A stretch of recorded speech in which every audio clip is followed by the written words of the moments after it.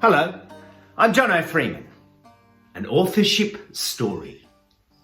When William Shakespeare died in 1616, it was strangely not an event. No one seemed interested in the man we associate the place with by name. Nobody travelled to Stratford to pay their last respects. There were no lamenting poems, no eulogies, no national tears. 1664 arrived. It's 100 years after the birth of England's greatest writer. And Yeah! no one noticed. Huh? And again, no one is on record of travelling to Stratford-upon-Avon to learn what could be learned. More years passed. Then, slowly, there was a reawakening to the brilliance contained in Shakespeare's works. But by then, nothing could be found to demonstrate that there had ever been a great author in the town of Stratford. Apparently no one thought to protect or preserve anything.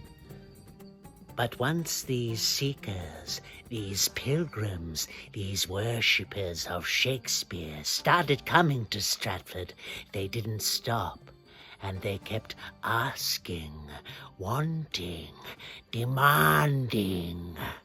What was the little town to do? There was money to be made here. But unless something exciting was found or invented, soon word would spread that nothing remained here of our once great poet. There happened to be, in the back of Shakespeare's former house, a beautiful old mulberry tree. The tree was over 100 years old. It must have been put in the ground around the time when Shakespeare lived in the house. Hand planted by the great man himself. The last memorial of immortal Shakespeare. And now, every visitor was pointed to the tree. It worked! It worked? Unfortunately, the owner of Shakespeare's former property and of the mulberry tree was a reverend by the name of Francis Gastrell. It's likely he detested theatre. Was initially tolerant of the souvenir hunters, but as time went on, twigs, leaves, and branches broken off, his lawn and garden damaged. One night, without warning, the good reverend Went out the back and chopped down the tree. Ah! Next day, citizens rioted, shattering all the windows in Shakespeare's former home. The reverend was forced to flee the town.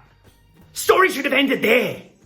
But businessman, carpenter and clockmaker Thomas Sharp acquired the tree and started carving wood Shakespeare mementos to sell out of his store, which he renamed the Mulberry Shop. Fantasy restored.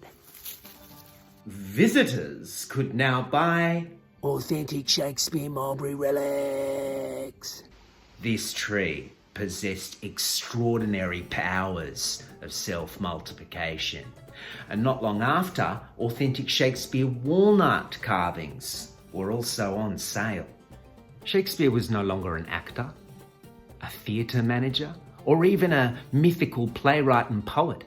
Shakespeare had become divine, and Stratford-upon-Avon was his shrine. In this atmosphere, once Stratford had become a literary sanctuary, the first questions of authorship were raised. But who would listen? Certainly not those who had bought expensive mulberry or walnut Shakespeare carvings.